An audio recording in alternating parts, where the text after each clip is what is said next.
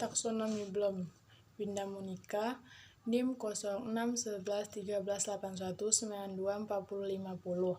Dosen pengampuh Dr. Ketang Wiono MPD, Dr. Andes Abidin Pasaribu MM. Pengertian taksonomi Bloom. Taksonomi berasal dari bahasa Yunani, taksis yang berarti pengaturan dan nomos yang berarti ilmu pengetahuan. Taksonomi adalah sistem klasifikasi.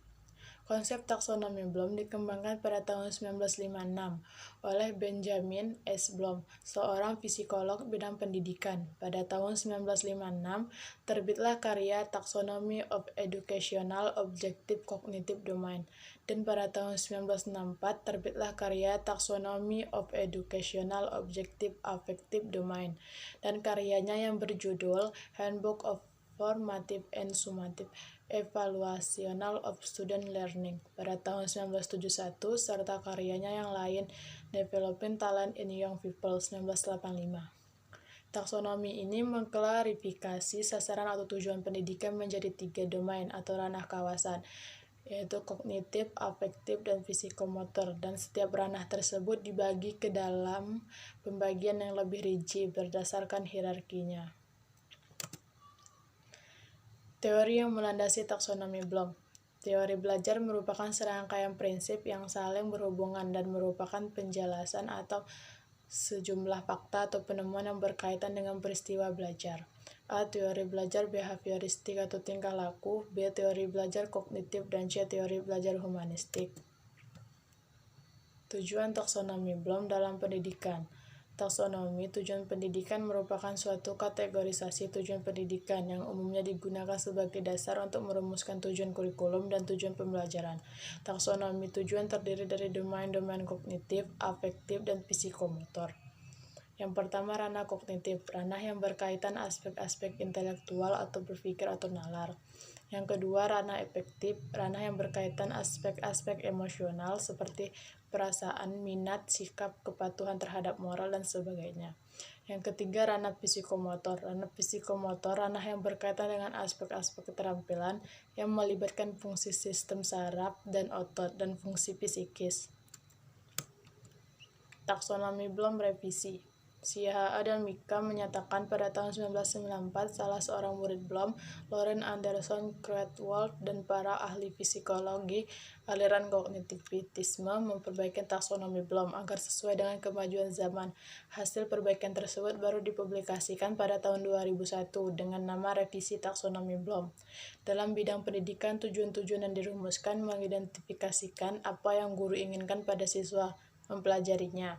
Pembelajaran yang dilakukan oleh guru dimaksudkan mencapai tujuan pembelajaran.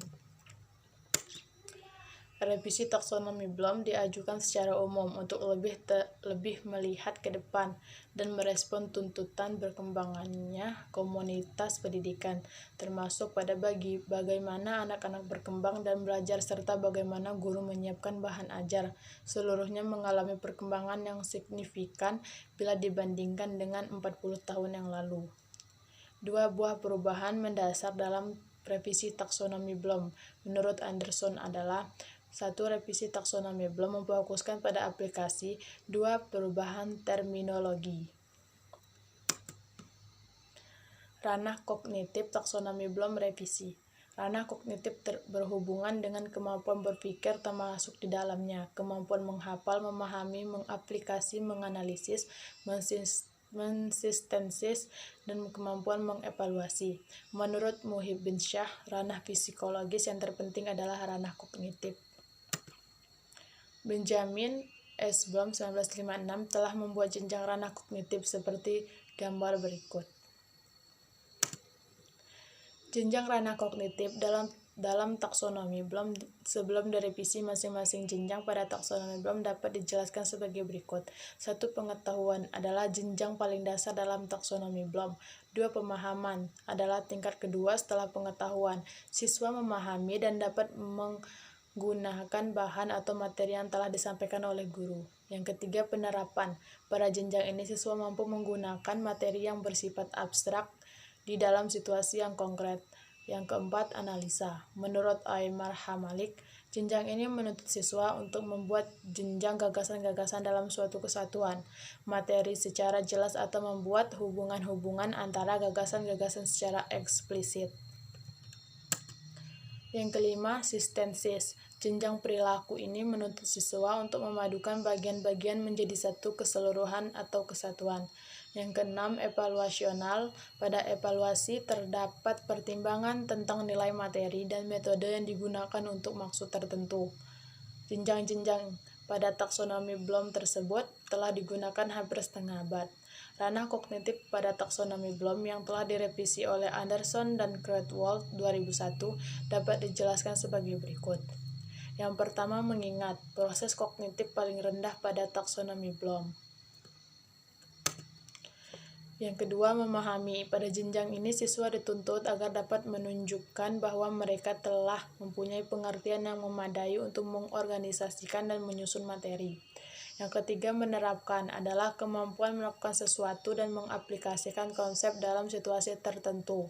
Yang keempat, menganalisis. Menganalisis adalah kemampuan memisahkan konsep ke dalam beberapa unsur-unsur serta mengorganisasikan prinsip-prinsip. Yang kelima, mengevaluasi. Evaluasi berkaitan dengan kemampuan menerapkan derajat sesuatu berdasarkan norma, kriteria, atau patokan tertentu. Yang keenam, menciptakan adalah kemampuan memadukan unsur-unsur menjadi sesuatu bentuk baru yang utuh dan koheren, atau membuat sesuatu yang orisinil. Salah satu contoh soal ranah kognitif taksonomi Bloom revisi bidang fisika pada C1 atau mengingat. Yang pertama, jelaskan hubungan antara beda potensial dan arus listrik. Yang kedua, jumlah kuat arus masuk ke dalam suatu titik cabang sama dengan jumlah kuat arus yang keluar dari titik cabang tersebut, merupakan bunyi hukum. Yang ketiga, sebutkan satuan besaran hambatan listrik. Yang keempat, tentukan yang mana dari rangkaian listrik di samping berikut yang merupakan rangkaian listrik seri dan paralel. Yang kelima, jumlah kuat arus yang masuk ke suatu titik cabang sama dengan jumlah arus yang keluar dari titik cabang. Siapakah yang pertama kali mengemukakan pertanyaan tersebut? Terakhir, kesimpulan. Taksonomi Bloom dikembangkan untuk tujuan pendidikan, disusun secara hierarki. Maksud untuk mengkategorisasikan hasil perubahan pada diri siswa sebagai hasil buah pembelajaran.